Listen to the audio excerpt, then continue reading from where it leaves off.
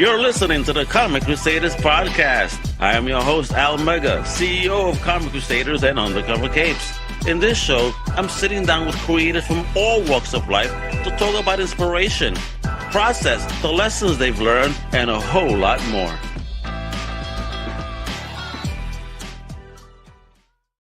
Yo, what's good, my beautiful people? It's your boy Al Mega, the high energy host with the most love for creators and the most overdue library fees and podcast system, to tell you. But today, we have a special guest who came through swinging harder than a Comcast home music instrumental at 3 a.m. For real, he's joining us. He's a Korean American creative wizard. He's a writer, he's a madman, and he's a walking tornado of comedy.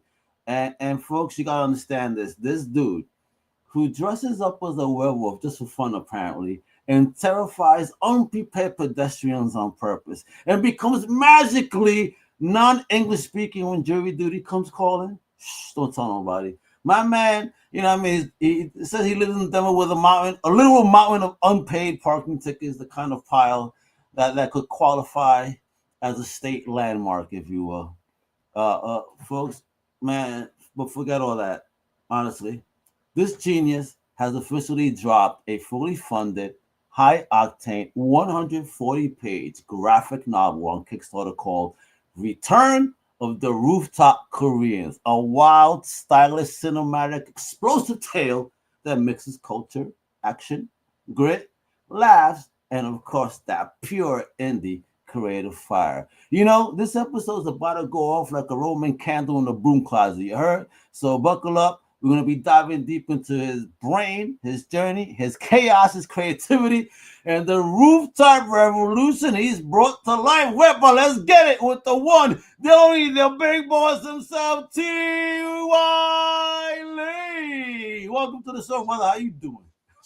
I'm doing great, and thanks so much for having me on, Al.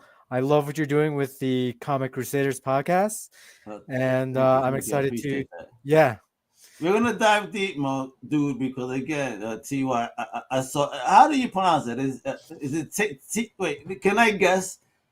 Let me butcher it. No disrespect. Let me try. Is it Tae-Yeon Lee? So my name is actually Tae-Yeon, but you know, Tae-Yeon. like in okay. Korean, last names come first, so it's Tae-Yeon. And okay. Obviously, you know, a lot of people can't pronounce Tae-Yeon, so to make things easier, I just go by T.Y. Lee, and some people, you know, just call me Lee. Like, I feel like that's probably the easiest. You just call me, like, it's the easiest. I like Ty, man. Talking to you, right? You know what I mean? Come on, man. You got to use that. You got to use that punchline. So let's get it. Let's get it, Ty. We're gonna do our thing right now. So there's the first question on deck. When did you realize, I'm gonna be a writer and not gonna keep scaring people as a full-time werewolf? Ever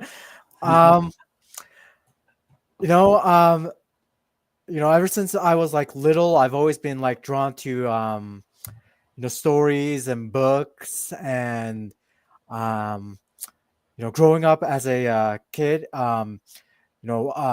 like one of the first comic books that I ever read was like a Korean comic called Hopburi Yeongam, which obviously most people can't pronounce, but it's a Korean comic that's based off of a Korean folk tale about like a poor man with a giant tumor coming out of his neck, and then a goblin chops it off and turns that tumor into a bag of gold to reward him for being humble. Yeah, like it's a Korean folktale, and okay, that's crazy. Yeah. And that was like, I would say probably the first time I've ever read a comic, and like I remember, like how captivated I was by the story. And all right, so yeah, you said it's a Korean comic. So you grew up in Korea, correct? So my parents started off. yeah. So my parents are immigrants from South Korea. However, I was born here, and obviously growing up in a Korean American family, I did read a lot of Korean books and Korean comics. Cool. So you had access. Cool. So where Yeah. exactly did you grow up then, having that dope type of access like that? That's kind of cool. Because again, I really hard didn't have. It wasn't easy access. There was Spanish comics where I grew up, where mostly English. You know what I mean? So I wish I had more of a chance. The only time I read Spanish was somehow uh, my aunt's ex-husband had a brother and a cousin that collected comic books. But the brother, the older dude, actually had like a plethora of Mexican and South American comics. Cool. I was and finding, the comedy gold that was there. I mean, Cantinflas and all that. Oh, man, I forget the other guy. He's a little fat, short Mexican guy with a mustache. Forget his name, but it was like hilarious, dirty comics I should have not been reading at the time. I admit. But man, so great memories. So I'm glad you even found it. So again, where did you find those and have that access? So, obviously growing up in a Korean American family, sometimes, family members of mine would actually like visit Korea and oftentimes bring back gifts. And, these gifts would include like books in Korean and sometimes Korean comic books. And that's kind of how Nice. I got access to the book Hope for the Young Cool. Gum. And that's, as I mentioned, that was like the first comic book I ever read. Do And you still have it? um to be honest, no. Like it was yeah. Man, right there, that one on the wall. That's my very first comic. Still, I have it. Damn. Christ Star Crystal Warrior #2 is beat up, but it's my first. I remember that. You know what I mean? So it's like I had that first. Yeah, people keep your treasures. This is important. It's the key goal. Anyway, so let's get into this. What was the moment that the concept for return of the Rooftop Koreans like punch you in the brain, if you will? Um so are you like familiar with like the LA riots from 1992 as well as like Of course, man. I was a teenager in those years. 92. I was in 92, 93. 93 is when I graduated. So 92, I was, a punk in the street still. Yeah. So I was aware of the news and all that shit going on. Because again, there was gang life even in New York, but not on the level of Cali. That's for sure. Yeah, and have you like heard of like the story of like the Rooftop Koreans? Like No, no. What do we talk? Oh, you mean the ones that were protecting the stores? Those guys. I remember there were stories at least that was business owners. I don't remember them saying necessarily that they were Korean, but I remember that there were business owners that were staying on their rooftops and they were like, yo, come near my store. I'm gonna shoot you, or like throwing stuff at them, like, yo, get away, protecting their spots. And I was like, oh, you know what? That's beautiful. Yeah. Because I don't understand why. I know you're mad at the system. Attack the system, not your community that serves you. I feel that that's so fucked up. You rob from the community, acting like the government's gonna give them that shit back. I don't understand that logic. You only fucking up people that serve you, and then they're gonna leave because they don't want to serve you no more. Think about it. yeah, I agree. Like, I guess they like take their anger out on the wrong people and Maybe go to the politicians' house, yeah. burn their house. I mean, not that I'm advocating for that, but go to where the powers that be that made that shit happen. You go confront them about the situation. Not innocent people have nothing to do with it. Business owners, get out of here. I find that shit so wild. Yeah. And the thing, So like, I see your inspiration. yeah. I get angry. So I see, and now I'm seeing your inspiration. All right. Yeah, and I also want to like add, like, obviously whenever there's a riot, it's like all the police, they focus on protecting these like rich neighborhoods where the obviously the politicians live. So like those neighborhoods are very well Protect the guilty. Protect the guilty, right? Apparently. Yeah. I hear you, bro. That shit ain't even right, bro. Oh my god. Yeah, and then pretty much like the poor and middle class neighborhoods are kind of like get no police protection and are kind of left to It turns into the purge, the innocent. That's it. Yeah. I hear you, man. Is this what we're talking about with this? Can I? Bro, I'm gonna need to go on this campaign. I'm gonna show you guys in a minute. This campaign. Listen, you have two routes here before we continue. Well, let me pimp you a little bit. Let me pimp you, right? Okay. You got two spots right here, folks. You got Indiegogo platform right now. You view the original campaign. It's live. You can still back the project. And if you're a Kickstarter guy, guess what? My man is taking those late pledges. The Kickstarter link right there. I gotta add that one to the notes because my man gave it to me after the fact, but it's there. And another way you can access all those links, and I'm just gonna keep it up for the rest of the show. Shout out to StreamYard for doing this. We got a QR code. So go ahead, scan your phone on that. You go straight to antiwhatbooks.com. You get the links to everything to the projects you need to fund. All right. So I'm gonna keep that there for the remainder of the show. So make sure you go ahead and show some love there and support. All right, my brother. So let's continue getting into it, bro. I mean, what was that moment like? When it hit you to create the book, and you were talking about, that moment, like what was running through your head? So obviously, when I was so when the LA riots of 1992 were going on, like I was really young, so I mostly learned about that later when I got older as a kid. And I remember my parents telling me about the story of the Rooftop Koreans, which were Korean American small business owners that stood on the roofs of their stores with guns to deter. Yeah. And Love it. like that story kind of like always stuck with me for like a really, really long time. And as I mentioned earlier, I love comic books. In addition to Korean comic books, I've also read like lots of American comics. And what were your American comics? What was okay? Well, so you had your Korean, so you already had a taste for this, right? Yeah. So when you found your first American comic, which is the one that was eye candy, or was it that somebody gave it to you? Talk to me about that, the American origin. So the thing is, I don't actually remember which one was my very first American comic. I can't really pinpoint it, but I think it was either like a Spawn or oh, nice. that obscure Marvel character Maverick.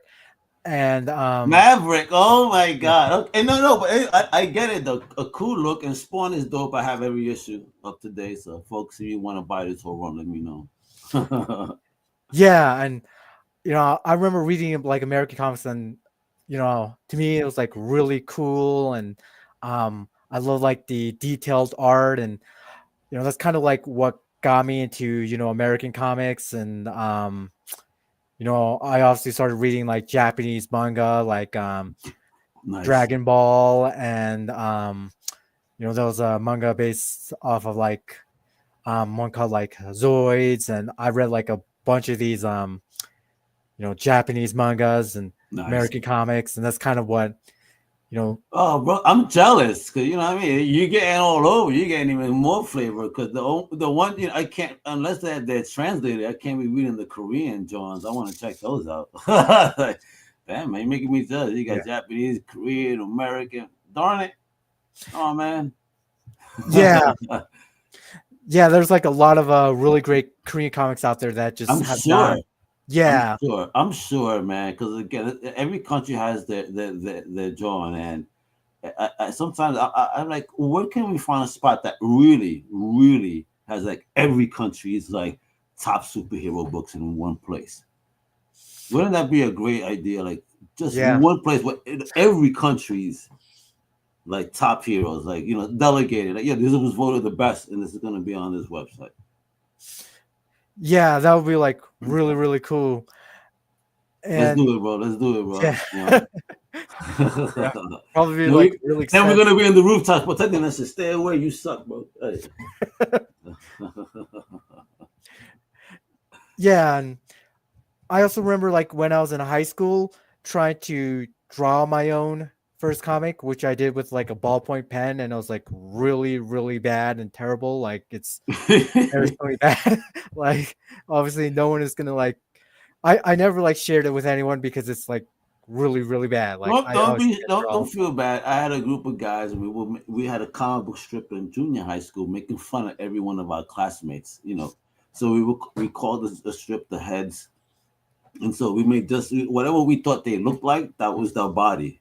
So it's just their old head, but Like, you know, we had a guy that we called nicknamed him Meatball, so we drew him as a meatball with legs, you know, and he liked karate, so he was like a karate master.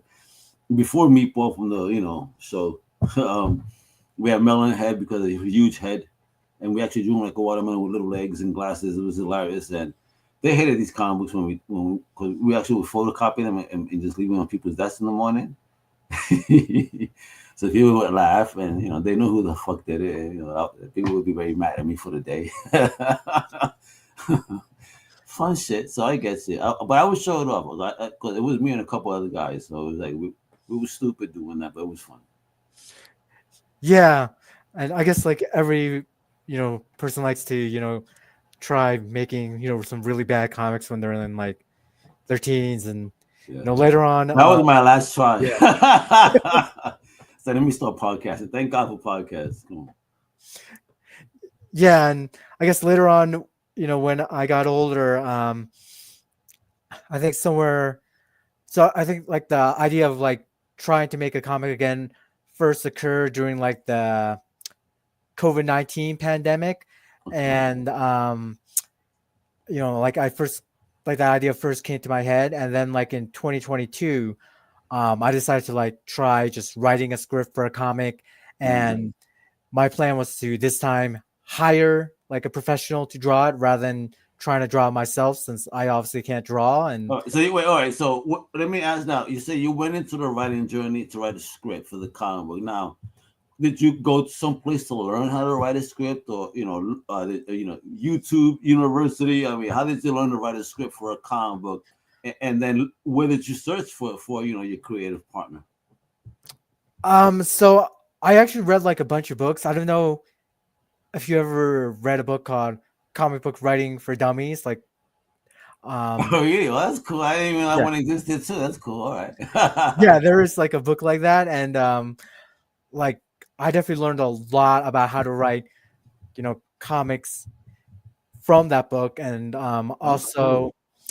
I read some other books. Like, have you ever heard of a book called Saves the Cat? Saves the Cat? No. Yeah, like apparently there's like it's like a very well-known like book on how to like create like plots and how to like structure your story. Like, I gotta write that down. Shit. Yeah. It's called, I forgot the name of the author. I'm Xing myself over here. I'll say, all right, and go on. I'm getting that though. I got to think about it. I have a story in my heart that I really want to tell. I just need to learn how to tell it, to be honest.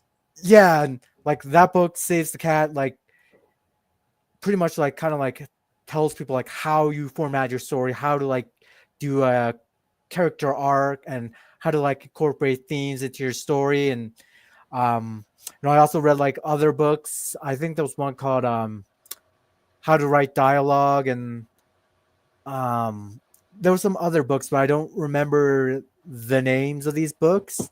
And another thing that I found is that like when it comes to like really popular, well-known comics, you can actually like Google the script for it. Like you can find the script for like the original Watchmen on Google, and just looking at other people's comic book scripts is like a really good way to learn to write, and that's kind of what I did to like learn how to write a comic.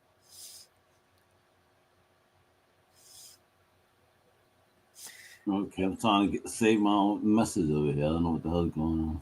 Yeah. All right, so what part of Korean American culture here, right, with this particular book, did you feel compelled to showcase differently than you've ever seen before? I guess I want to like show a bit more like of like more like the dynamic of Korean culture, because I know obviously you've probably seen that like lots of Korean entertainment really popular lately, like K-pop, K-dramas, and obviously I'm sure you've seen the show Squid Game, right?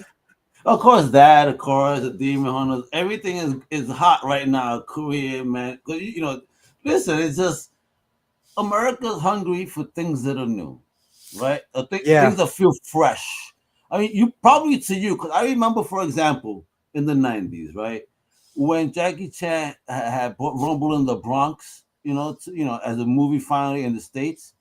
I was working with a Chinese boss, and he looked at me. He's like, "I don't know why you guys act like this is so great. I saw this in China like 4 years ago. This is old."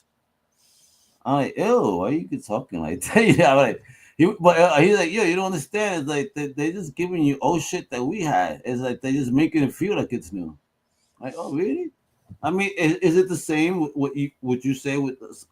Is it fresh content or is it delayed content that we're getting?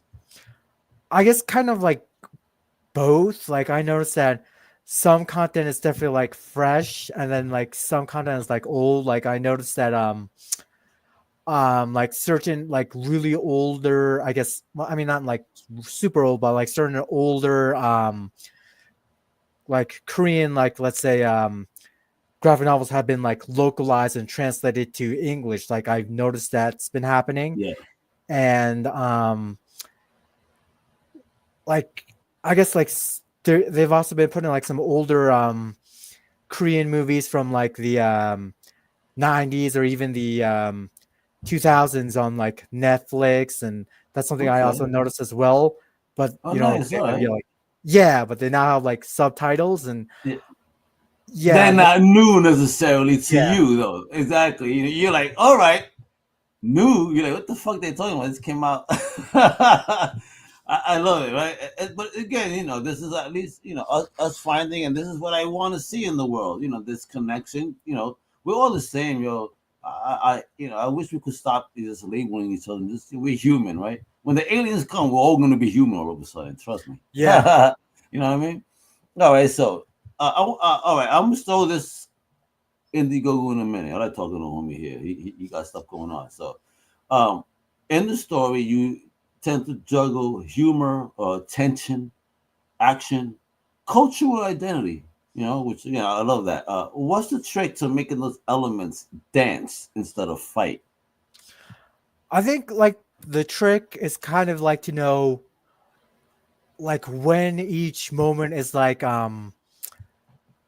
appropriate. Like I feel like it's kind of like when you're listening to like a song. Sometimes there'll be like slower parts, faster parts, louder parts, softer parts. Like I feel like like it's these dynamics that like make like a song great, and I feel like that's also kind of the same with like you know a book. Like there's like certain moments that you need to have some action obviously, but you got to also have like some slower moments to like give people like a chance to like digest like what happened in the previous scene, and um and also a little humor to kind of break up like sometimes the story being a little too dark. Like if the story is just too dark, it kind of like just becomes kind Yeah, of we like don't want that darkness, yeah, bro. Come on, man. You got to give us a little bit of light, bro. You're scaring us, bro. Because I love the logo. When I saw this logo, I fell in love with it. Like, yo, you did this so right with the strap right there. And it's like the way you did it, man. It's like, all right,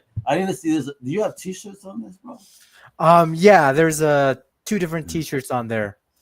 All right, nice. We're going to be showing all that stuff. You see, he even got swag, everybody. I'm telling you. My man's campaign is fire. Again, let me show you the two links. You got that Kickstarter, right? And then we got the Indiegogo, and I'm about to show it off in just a second. Then I got one more. One more before we start showing this off, right? Because if someone only reads one page of the book, right? Just one page, which page shows the true DNA of your storytelling?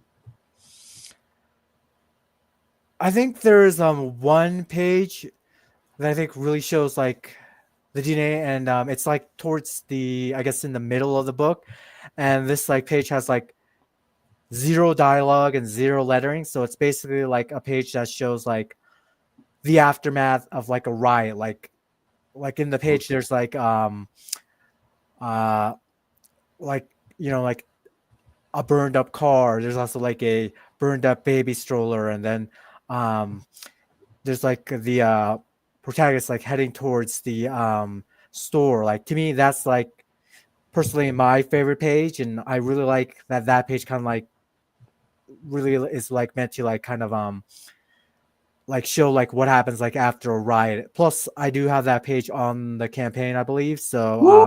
Oh, everybody yeah, saw some goodies. So guess what? Folks? I have a trailer I'm about to show off.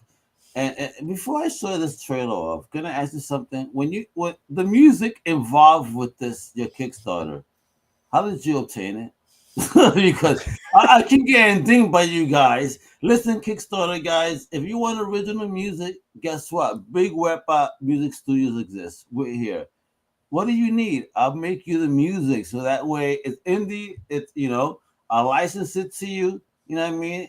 So long as you use it for the campaign only, I'll license you the music, and we do something because it's ridiculous that else's podcasters are getting dinged for just showing off a trailer because I love showing off the trailer. And I had to wind up changing the music, after the fact. So don't make me work like this. I could do the yeah. work at the time. So hit me up if y'all need music. And before I start showing off the dope campaign he got, let's check out this dope trailer right now.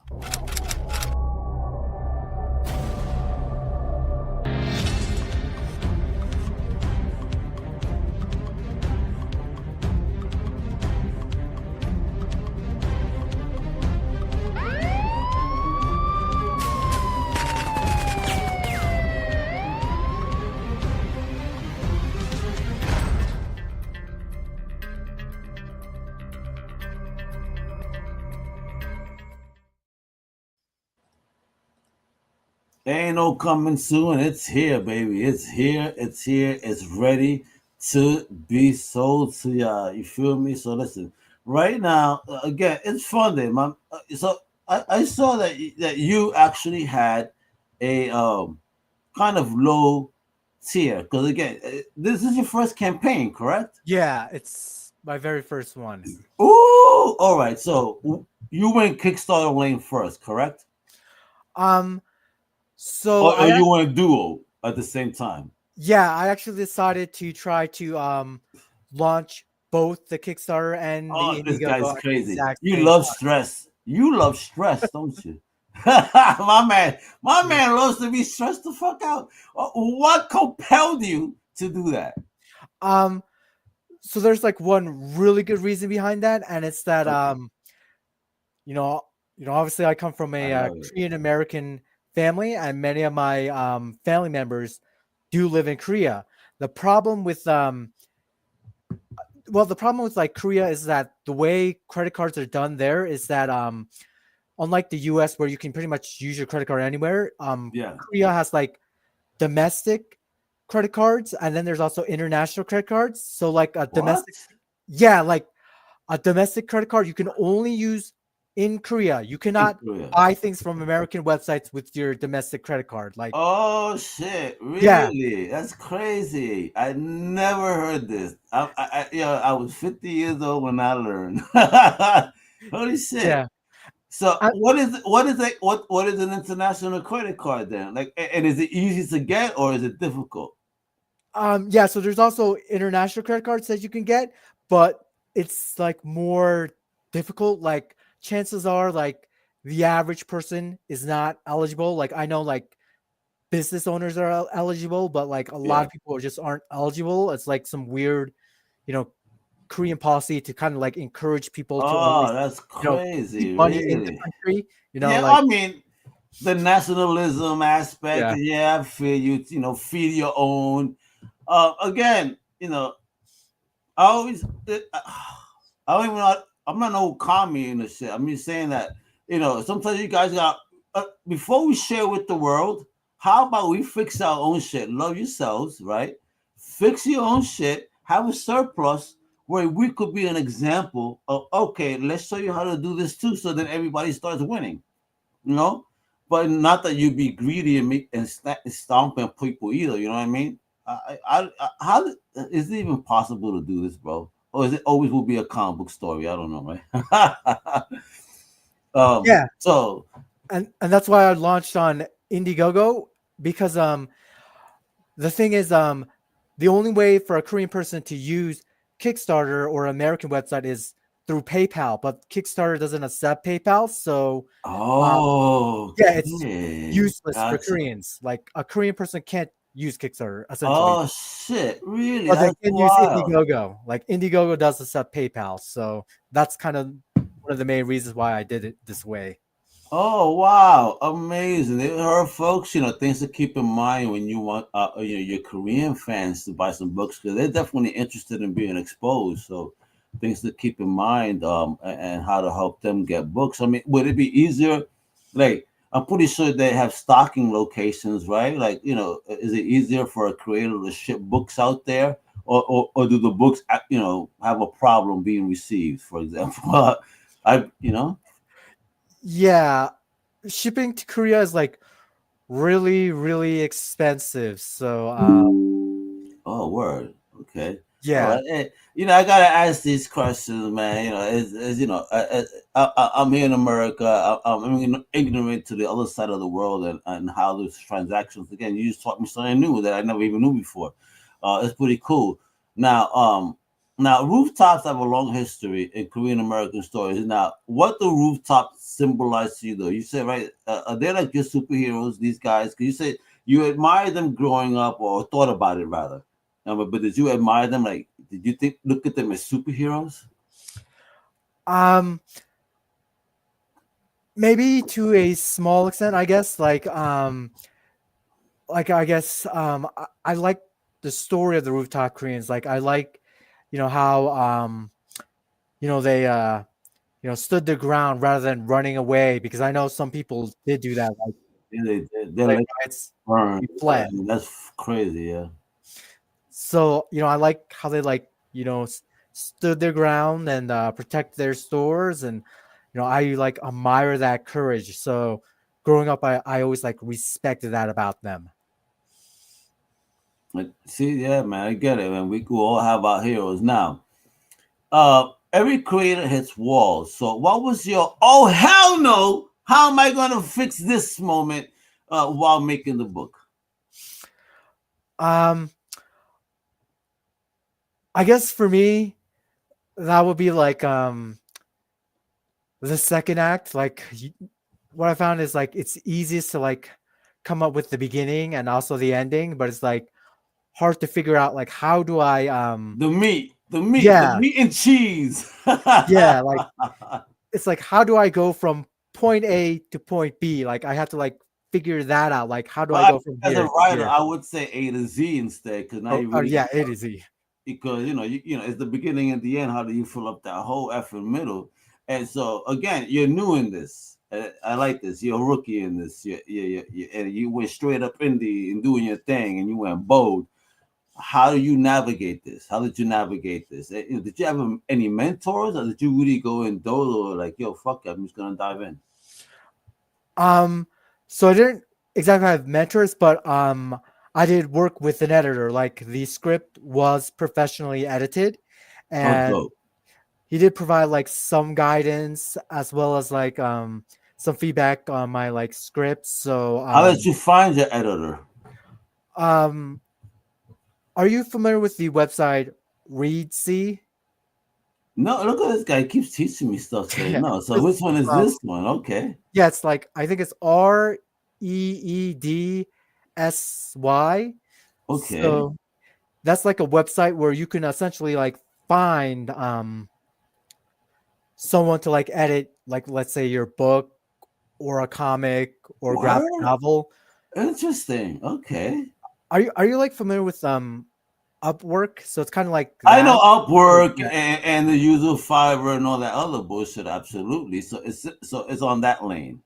Yeah, so it's like really similar, but like Readsy is like more focused around like books. Like you can also like find people to like format your books and stuff on Oh, there, but it's like more, yeah, okay, okay. So more on the publishing and type of power, if you will, right? Not someone that's yeah, just trying to make pictures for you, but someone that actually, like knows their shit in the publishing space. yeah. So it's like I guess Upwork, but for publishing. I love it. You hear this, folks? My man is teaching us today, baby. I love it. And talk about your artists too. I mean, look at this fantastic looking art. Like, okay, so you created your story, you got your drawing lane, and you had to find your artist, right? So what was that process like? Where did you go for that?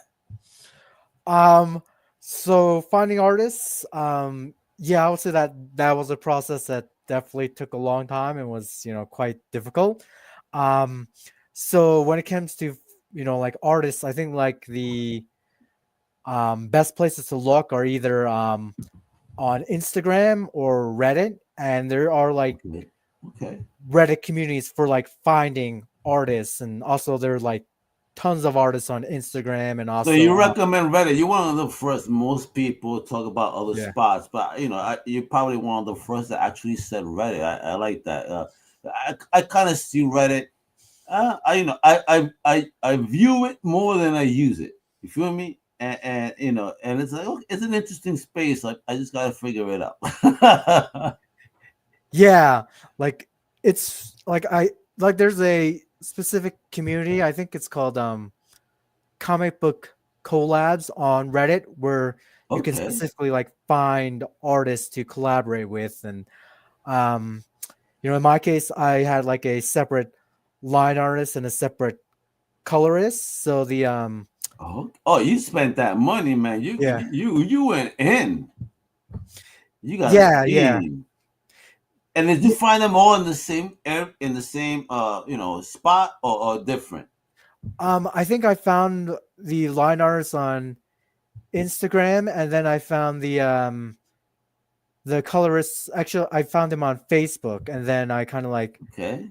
Good messaged job. them, and they weren't like the only artists like I talked to. Like I talked to at least like several different artists, just to like see if our like schedules aligned and see if Of they're course. like willing to do a minimum of 3 pages per week. And those are kind of like the things that I looked for when you know messaging artists. And ultimately I went with a guy named Leper, who lives in Chile. And then for he's the one who did the line art. And then for the colors I went with a guy named Donnie Kayono, who is a colorist who lives in Indonesia. So these two guys, they like did the art and did a very incredible and amazing job, really bringing the story to life.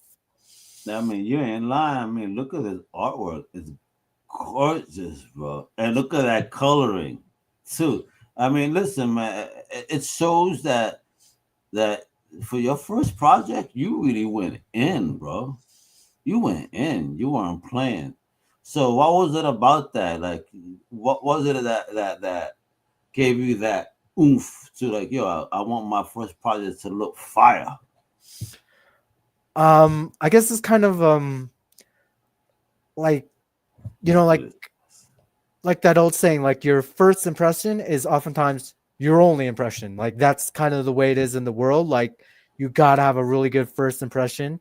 So I felt like for my first book, um like I had to go all out, and I had to make sure that it was really, really good, or else I might get like a bunch of comments from haters saying this sucks. But I really just wanted to like have something that like I could be proud of, and something that I can like stand behind, and something that like I felt like would be like worth paying for, like especially if I was like a customer that like would I buy this book. So I wanted to like make sure that the artwork was good enough so that people will like look at it and be like, yeah, I think this is worth spending money on.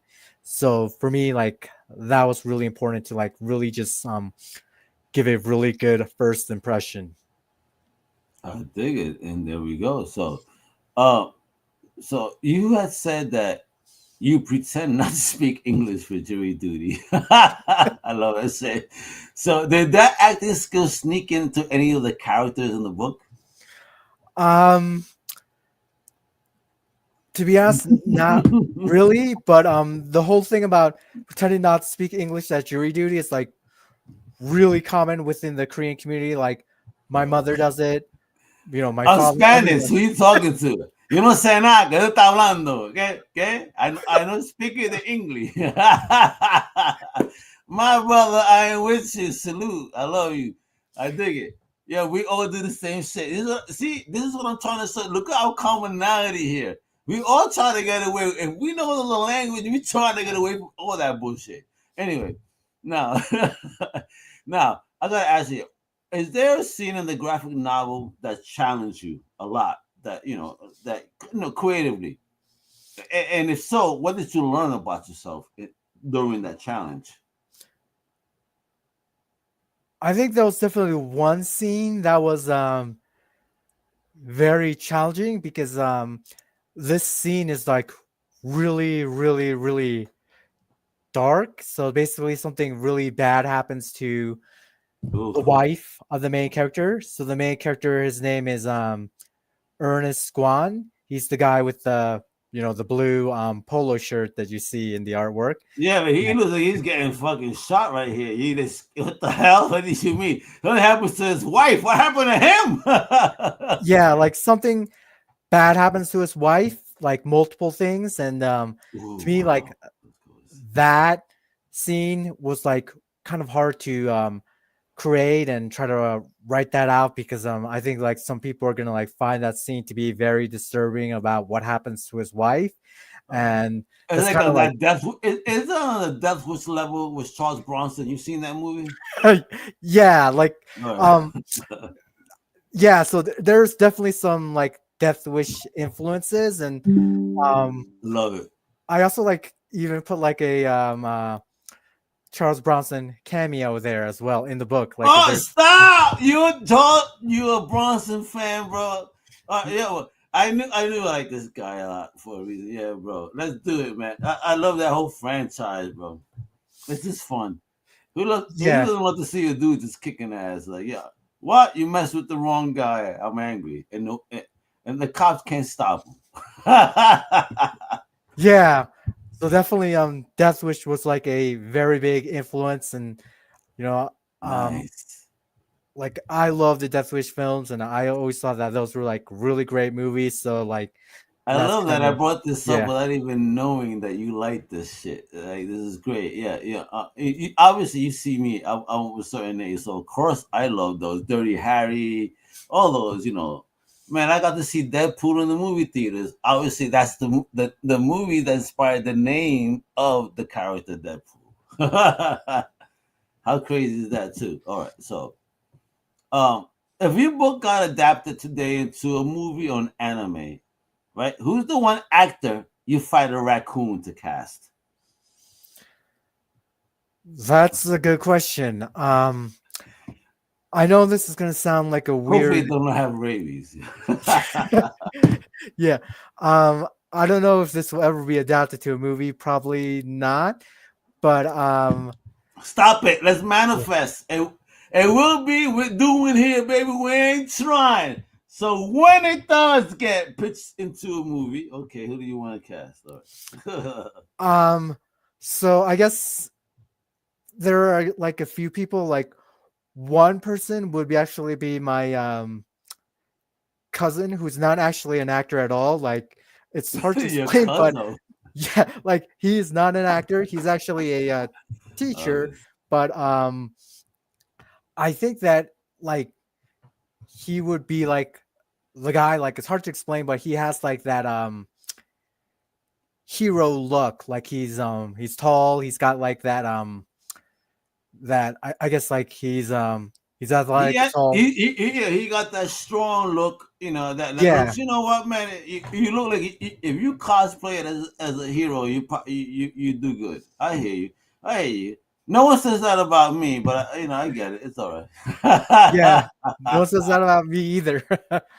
Oh shit, but the only thing they do is cross the street when they see me coming, think I'm a gangster and shit, or stop it, leave me alone. I'm not gonna hurt you. Stop it.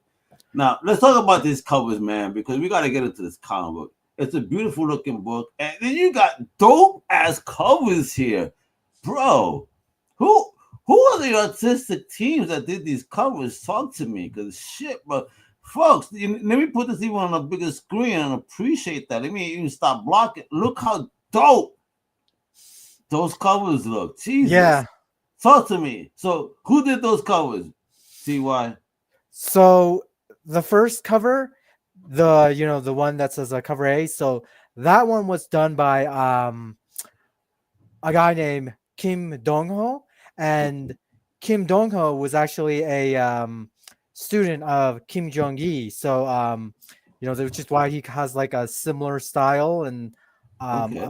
I'm sure you're familiar with Kim Jong-gi, and he's really well known in South Korea. Kim Dong-ho, like he also does like a lot of live drawings, just like Kim Okay. Jong-gi, and he did that first cover, and then the second cover, cover B, is done Yeah. by a guy named Yoon Sung-han, who's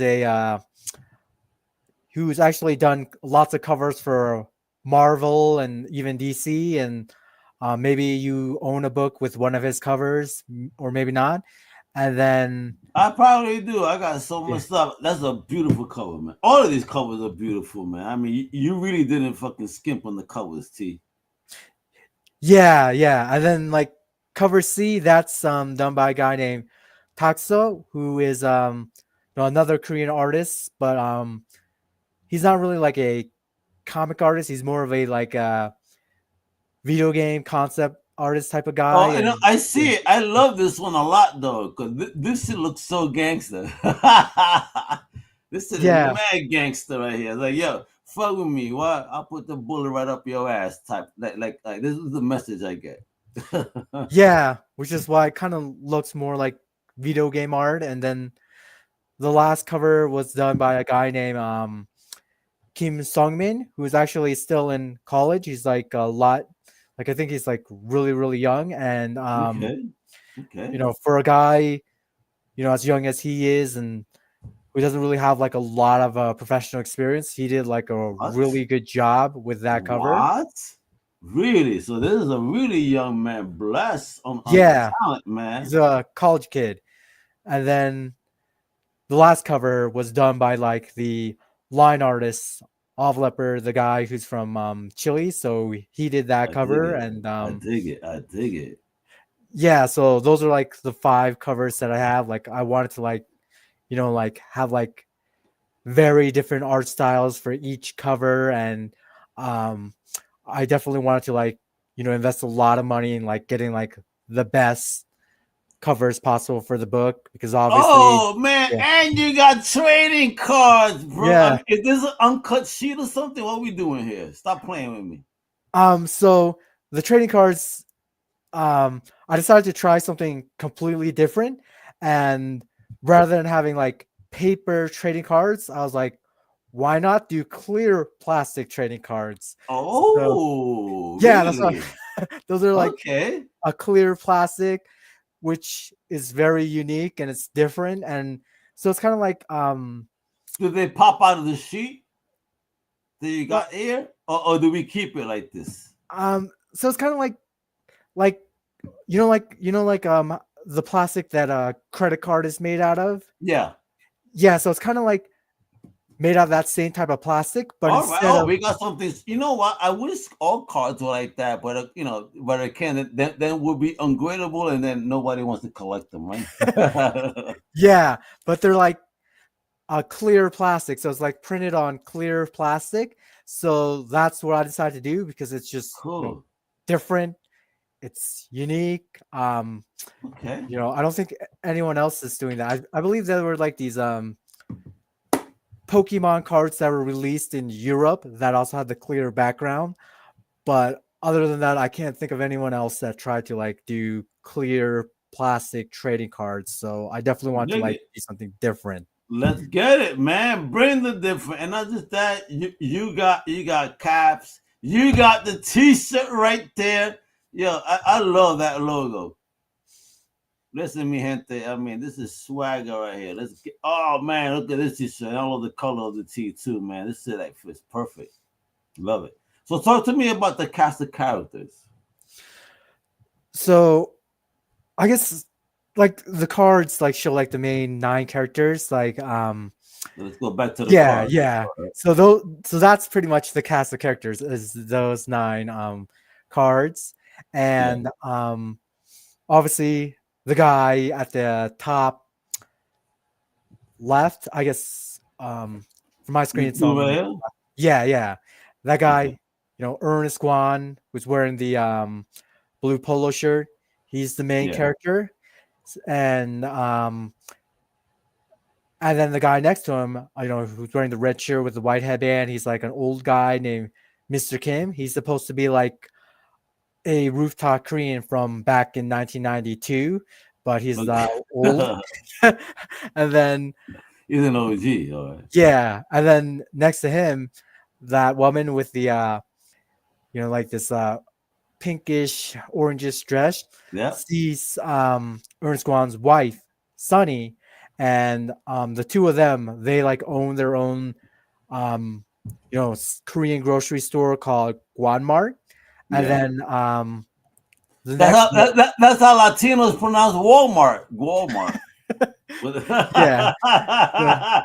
You must have a lot of Latino friends, man. Because if you say that shit like that, I love it. But anyway, I mean, I do live in Colorado. There's a lot of Latinos here. Hey, we're about to introduce the Latino character, Pedro. Yeah.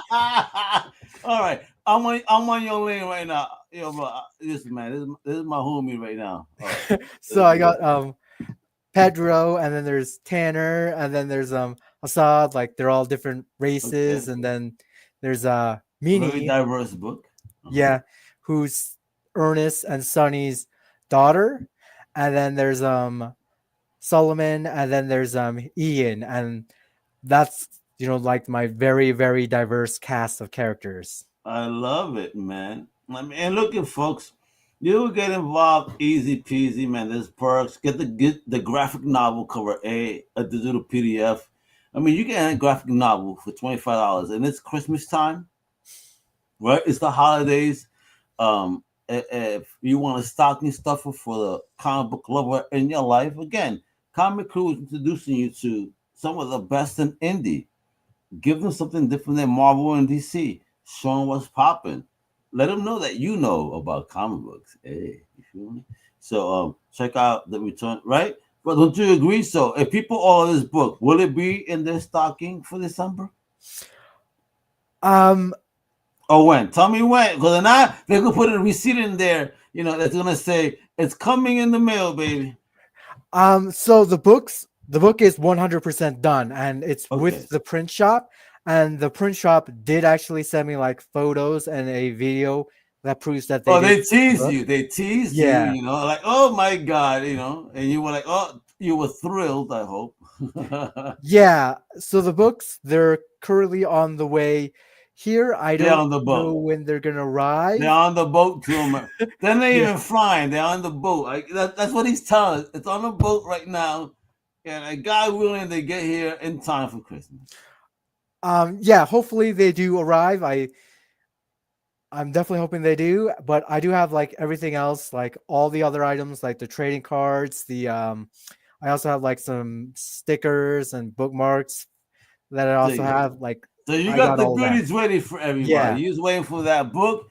Put that shit on the envelope, and everybody getting their awesome, right here, a return on the Rooftop Koreans. Because again, listen, folks. Again, there's two links here. You gotta click on. There's the Kickstarter link. Getting late pledges, because if you could do that, you could do that.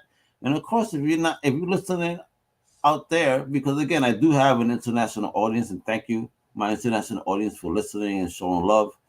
I appreciate you. Bless.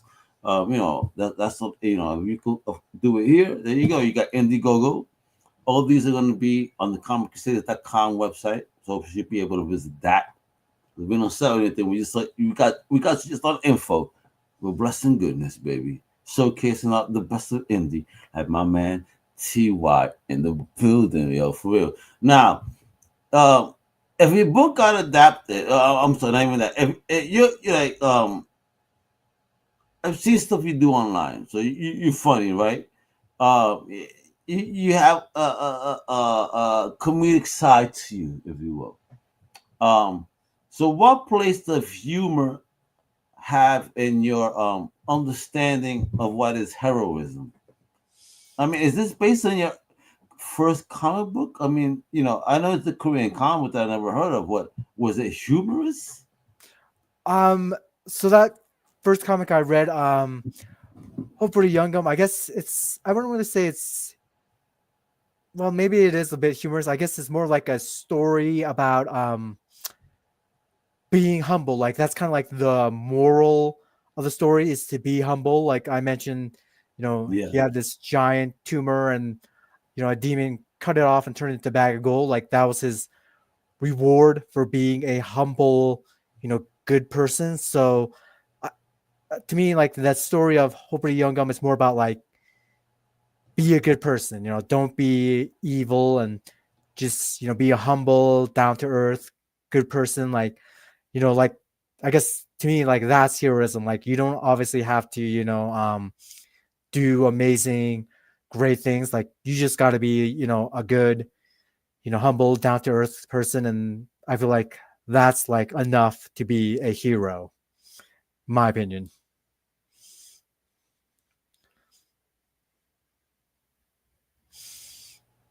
Yep. Yeah. I'm sorry for that. I don't know what happened over here. The internet was, listen, apparently the internet's been getting hacked lately. So Yeah. It's the aliens. It's the 3 Atlas. Yeah. The aliens. All right. So I'm sorry. So before we continue, I want to do this though. We gotta sell the book, baby. Right. So this up. So when it comes to covers A, B, C, D, E, right? You get those for 25 right there. So you get a physical book and you get a digital PDF. Now, check this out. Check this out, folks. This is even crazy now. Now we get into the collectibles and the sweet stuff. You know what I mean? The shit that makes every collector feel special. So, for 50, you get the book, you get a digital PDF, but guess what else you get? Oh shit! Bringing it back to the 90s, baby, with those trading cards, bro. I mean, for real. And you get this across all the covers for 50. I think that's great. Now, if you are a completist, if you are that person that needs every effing cover, you're like, yo, you know what? I don't give a shit. I need this on my souls, every single one, and a PDF. Now, does the PDF do I get every cover? So the PDF only has like the PDF has like cover A on the first page of the PDF, and then like the inside content of the PDF is pretty much the same as the physical copies. Like, gotcha. So you only get cover A on the digital, but if you want all covers on the fizzy, that's 115. I mean, and if you want that with the cards, it's the $130, and then there's an ultimate because my man did something crazy here. He went nuts. He went ballistic. My man is crazy. He's a party boy. Ultimate Rooftop Korean bundle, baby. The ultimate bundle. It is those deals you do find at Korean shop in Brooklyn or Queens. If you live in New York, I understand them because I definitely frequented a lot of Korean shops, bodegas, if you will. I mean, what do you call them? Are they bodegas to you guys, or what do you call them? To us, they're bodegas. As a Latino, every Korean grocery store looks like a Latino bodega. I swear to God. But anyway. I don't know. I guess they're just stores, or I guess just say there's no term as bodega for Koreans. Yeah, I guess there really isn't like a word. I guess people just call them like a Korean grocery store. Like I guess that's like the term. Like I don't think there's like a fancy term. All my Koreans are everything I needed in New York. I love you guys. And for $200 in this out, you get every effing cover.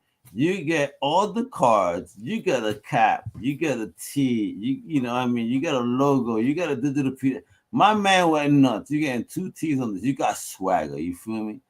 And again, if you are a comic book nerd, and especially, listen, for my indie people, this is for you. And you happen to be Korean, yo, you know what? Be proud. You got an amazing Korean creator right here.